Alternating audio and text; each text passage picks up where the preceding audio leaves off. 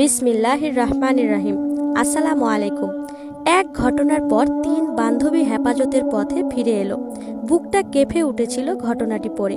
ঘটনাটি জানতে হলে ভিডিওটি শেষ পর্যন্ত দেখার অনুরোধ রইল।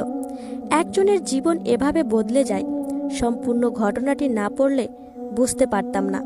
খাদিজা প্রতিদিনের মতো আজও খুব ভোরে ঘুম থেকে উঠেছে, অজু করে ফজরের নামাজ আদায় করেছে। তারপর কোরআন তেলাওয়াতে মগ্ন হয়েছে কিছুক্ষণ।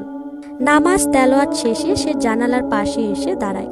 আকাশে তখনও পুরো ফর্সা হয়নি, চারিদিকে পাখির কলরব আর সকালের ঠান্ডা হাওয়া যেন তার মনের গভীর ব্যথাগুলো ধুয়ে দিচ্ছিল।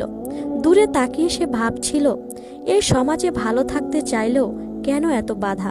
কি দোষ করেছে সে? শুধু তো বোরখা পরে কলেজে যায়, ছেলেদের সঙ্গে অহেতুক মেশে না, ক্লাস বাদ দিয়ে বাহিরে ঘোরাফেরা করে না, তবুও কেন সবাই তাকে নিয়ে হাসাহাসি করে? আসলে ওর সবচেয়ে কাছের বান্ধবীরা মালিয়া, সুমাইয়া আর আরিফা স্কুল জীবন থেকেই একসাথে বড় হয়েছে। তবে এখন কলেজে উঠেও ওদের পথ একটু আলাদা। একমাত্র খাদিজাই বোরখা পরে। মালিয়া ও আরিফা মন্দ নয়, যদিও তারা বোরখা পরে না, কিন্তু সুমাইয়া সে তো একেবারেই উচ্ছৃঙ্খল, আর বোরখা নিয়েও মাঝে মাঝে তুচ্ছ তাচ্ছিল্য করে খাদিজাকে। গতকাল টিফিনের সময় ক্লাস ফাঁকি দিয়ে ঘোরার প্রস্তাব দেয় সুমাইয়া।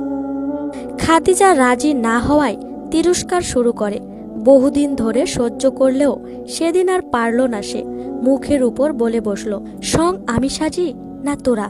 ঠোঁটে লিপস্টিক, কপালে টিপ আর ফিনফিনে জামা কাপড় পরে কলেজে আসিস, তোরাই তো সং সেজে আসিস। কথাটা সুমাইয়ার মনে গেঁথে যায়। রাগে গা কাঁপতে থাকে তার। সে হঠাৎ খাদিজার মুখের নেকাব টান দিয়ে খুলে ফেলে। অপমান আর লজ্জায় খাদিজার চোখে পানি চলে আসে। খাদিজা আর কোনো কথা না বলে সেদিন কলেজ শেষ করে সে সোজা বাড়ি চলে যায়। ঘটনা সারা রাত তার মাথায় ঘুরতাছে। রাগে গরম হয়ে উঠলেও রাসূল সাল্লাল্লাহু আলাইহি সাল্লামের তায়েফের ঘটনা মনে পড়ে যায়। কত কষ্ট পেয়েও তিনি কাউকে বরদোয়া করেননি, বরং তাদের হেদায়েত কামনা করেছেন। এইসব ভাবতেই নিজের কথাগুলো নিজেই অপমান বোধে ভুগতে থাকেন খাদিজা। ভাবল আজ কলেজে গিয়ে সুমাইয়ার কাছে ক্ষমা চাইবে। কিন্তু খাদিজা কলেজে গিয়ে দেখে তার কোনো বান্ধবী আসেনি। চিন্তিত হয়ে ক্লাস শেষ করে সোজা সুমাইয়ার বাসায় চলে যায়। কলিং বেল বাজতেই কাজের মেয়েটি দরজা খুলে কেঁদে ফেলে। অবাক হয়ে জানতে চায় খাদিজা, কি হয়েছে? মেয়েটি জানায়, গতকাল কলেজ থেকে ফেরার পথে কিছু সন্ত্রাসী সুমাইয়ার মুখে অ্যাসিড ছুঁড়ে মেরেছে। এখন সে হাসপাতালে। খাদিজার চোখের সামনে সবকিছু ঘুরতে থাকে। পদ্মাহীনতায় কত ভয়ানক মূল্য হতে পারে এ যেন তারই এক নির্মম উদাহরণ। হাসপাতালে গিয়ে দেখে সুমাইয়ার মুখের এক পাশ পুড়ে গেছে। খাদিজাকে দেখে সুমাইয়া কেঁদে ফেলে। ভাঙা গলায় বলে, আমি ভুল করেছি খাদিজা। আমি সুস্থ হয়ে উঠলে ইনশাআল্লাহ আমিও বোরকা পরেই কলেজে যাব। মালিয়া আর আরিফাও সঙ্গে সঙ্গে বলে ওঠে, আমরাও। তোকে দেখে এখন বুঝতে পেরেছি তুই কতটা সঠিক ছিলি।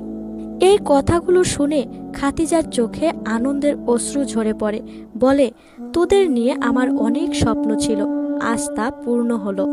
তারপর সে আল্লাহর কাছে দোয়া করে, হে আল্লাহ, ওদের তুমি হেদায়েত দাও, আমাদের সবাইকে সঠিক পথে চলার তৌফিক দান করো।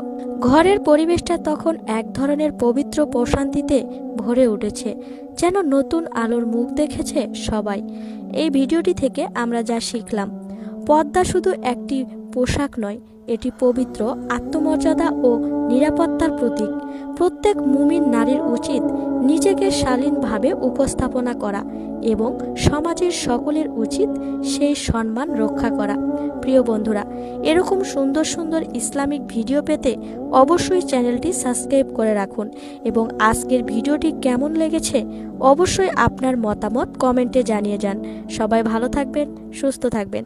আজকের মতো এখানেই বিদায় নিচ্ছি। আল্লাহ হাফেজ। আসসালামু আলাইকুম।